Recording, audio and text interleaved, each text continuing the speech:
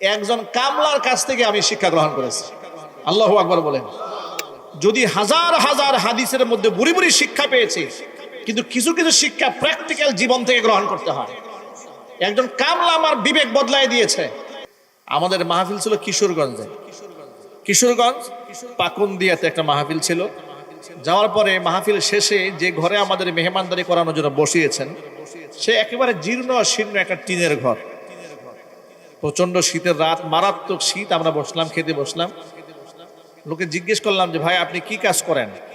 আমাকে পরিচয় করাই দিল ইমাম সাহেব যে হুজুর ইনি হচ্ছেন এই মাহফিল আয়োজন করার জন্য, ইনি হচ্ছেন প্রধান ব্যক্তি, সভাপতি, ইনি পুরো আয়োজনটা কমপ্লিট করেছেন। আমি জিজ্ঞেস করলাম ভাই আপনি কাজ কি করেন? তিনি বললেন হুজুর আমি রাজমিস্ত্রির কাজ করি। সুবহানাল্লাহ বলবেন না? আমার মনটা এত বড় হয়ে গেছে।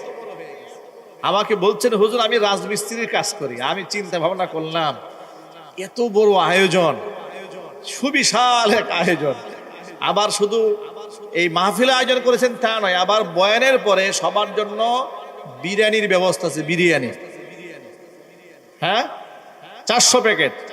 এই 400 প্যাকেট আপনার গরুর গোশত দিয়ে বিরিয়ানি রান্না করেছে। এই মানুষের খাবার আয়োজন, এত প্যান্ডেল, মাইকিং, লাইটিং, বক্তা সেটআপ দেওয়া,